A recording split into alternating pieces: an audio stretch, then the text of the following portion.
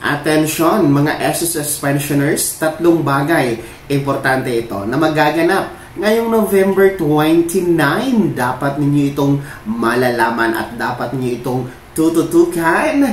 Dito lamang sa video na to ating pag-uusapan.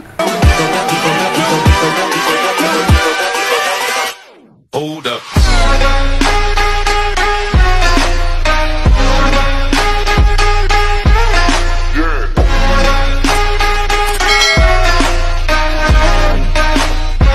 Hello mga ka-vlogs! Welcome dito sa aking YouTube channel. Magandang araw po sa lahat ng mga manonood.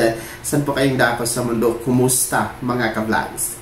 Ayan mga SSS pensioners, papalapit na tayo sa November 29 at tatlong bagay nga po, importanteng bagay po ang magaganap sa petsyang yaan na dapat pong malalaman at tututukan ng ating mga pensyonado. Ano nga ba ito? Pag-uusapan natin mamaya-maya. Pero bago ang lahat, kung bago ka pa lang dito sa aking YouTube channel o di kaya hindi ka pa nakasubscribe, i-click nyo muna ang ating subscribe button na nasa baba. Huwag nyo kalimutan na pindutin ang ating notification bell. Ilagay nyo po sa all para naman updated kayo sa lahat ng mga videos na i-upload ko. So eto na nga mga SSS pensionado, para sa mga hindi pa nakakaalam at hindi pa nakakapanood ng ating mga videos nung mga nakaraan natin na mga episode, no, sapagkat atin po itong inihayag doon sa inyo ang mga magaganap nga po for incoming November 29. So atin po ulit itong i-remind sa inyo sapagkat marami po sa atin ang hindi naman po mahilig makinig sa mga anunsyo dito sa YouTube. Baka ngayon lang po kayo nakabukas sa YouTube o di kaya may mga bago tayong mga pensyonado na hindi pa rin alam ang magaganap ngayong November 29.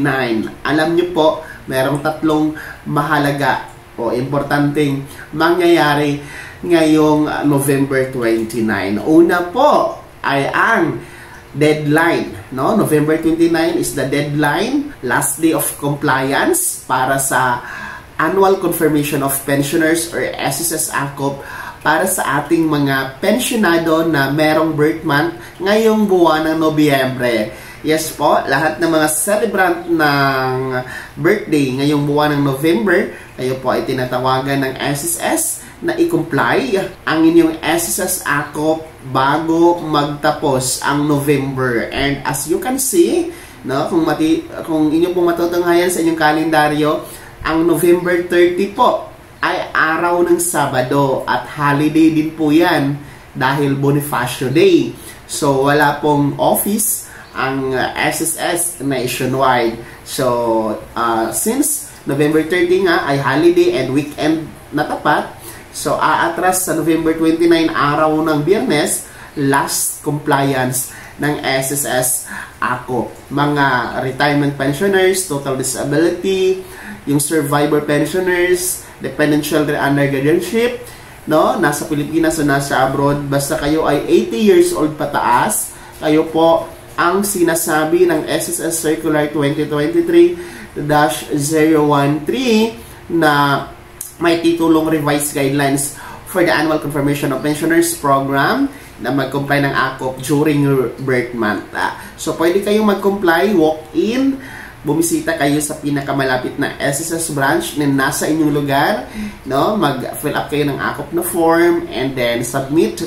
Then yun, tapos na. Kung hindi kayo makapag-walk-in, pwede po ang video conference. Mag-email kayo kay SSS, no, to request your video conference schedule, and then sa SSS po ay magsiset ng schedule na kung saan kailan nga ba mangyayari ang inyong video conference to comply your SSS ACOP. So itong video conference ay talagang effective ito para sa mga nasa abroad, no? Hindi nyo na kailangan umuwi ng Pilipinas para mag-comply ng ACOP. So mag-video conference na lamang po kayo. O di kaya sa mga nasa Pilipinas na busy-busy sa negosyo, sa trabaho, o di kaya bedridden po yung inyong pensyonado, abay, video conference na lang po.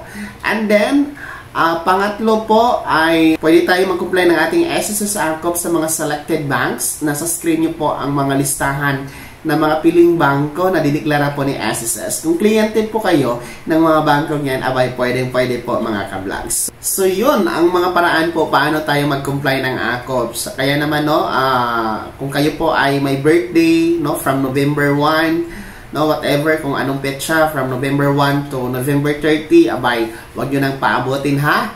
Ang November 29 na i-comply nyo na ang inyong SSS AKOP para tuloy-tuloy ang pagtanggap ng buwan ng pensyon sa SSS, hindi po maputol dahil temporary pinuputol po talaga yan ng SSS. Mga SSS pensionado, please comply your SSS AKOP. Pangalawa po na importanteng bagay na mangyayari ngayong November 29 ay magaganap po ang crediting schedule ng inyong pensyon para sa ating mga first batch ngayong buwan ng Disyembre. Yung mga merong araw ng kapanganakan, araw ng pagkamatay, o araw ng pagkakasakit, o yung tinatawag natin na date of contingency from 1st to 15th day of the month. No? Ang inyo po kasing original crediting schedule for the month of December ay December 1. Pero, as you can see sa calendar, December 1 po ay natapat sa araw ng linggo.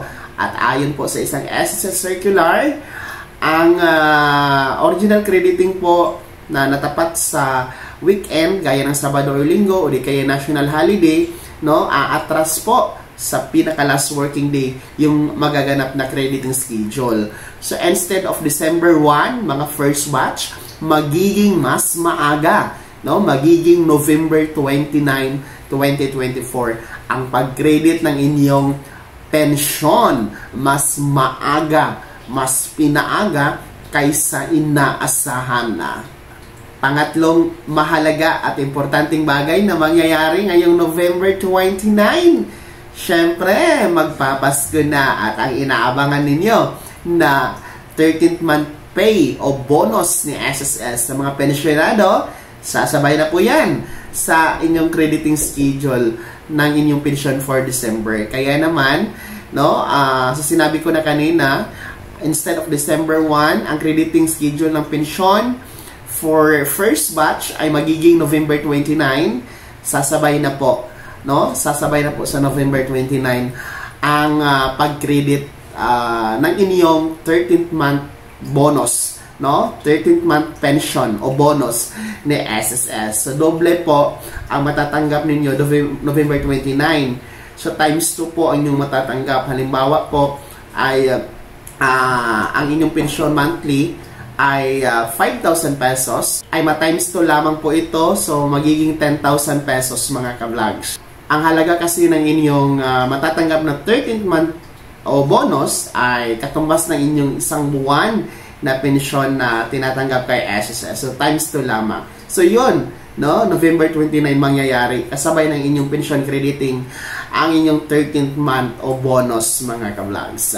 So, ayun po ang tatlong mahahalaga o importanteng bagay na mangyayari ngayong November 29, 2024 para sa ating mga pensyonado.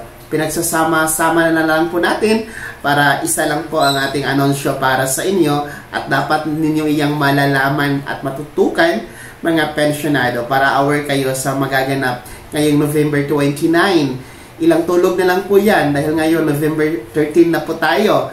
So, 2 linggo na lang, no? Excited na ba ang lahat sa inyong crediting schedule ng pensyon, mga first batch, and of course, the 13th month or bonus? And then, wag ninyong kaligtaan din po ang inyong obligasyon, ang SSS AKOP para sa mga magbe-birthday or birthday celebrant ngayong buwan ng November. Please comply your SSS AKOP. Kaya naman, mga SSS pensionado, sino po ba sa inyo dito ang merong buwan ng kapanganakan ng Nobyembre? Kumusta po ang inyong AKOP? Nag-comply na po ba kayo? O hindi pa? I-komento nyo po sa comment section na nasa baba. At sino po ba sa inyo dito ang mga pensyonado na kabilang sa first batch? Kayo po ba ay excited na sa inyong crediting? Mas maaga, mas pinaaga ang schedule ng pensyon for December 1st batch, magiging November 29. Kayo po ba ay excited na din po sa inyong 13th month bonus? E-comment nyo na sa comment section na nasa baba. Pakilakip nyo yung buong pangalan at kung taga saan kayo. Bago ako magtapos sa video na to, kung gusto nyo pong sumuporta sa aking YouTube channel, maaari nyo pong i-click ang ating super thanks button na nasa baba. Sa mga gusto maging miyembro, pwede po. I-click nyo lang ang ating join button. Napakaraming perks dyan. Mamili kayo mga ka-vlogs. Maging miyembro po kayo sa aking YouTube channel para ma-enjoy po ang mga perks na andyan. Sana'y naging gabay ang video na to kahit pa paano na pag-uusapan natin ang mga mahalagang bagay-bagay na may kinalaman po sa nagaganap o magaganap sa pagiging miyembro, benepisyaryo at pensyonado sa SSS. Kung hindi ka pa nakasubscribe dito sa aking YouTube channel, maaari nyo nang i-click ang ating subscribe button na nasa baba. Huwag nyo kalimutan na pindutin ang ating notification bell.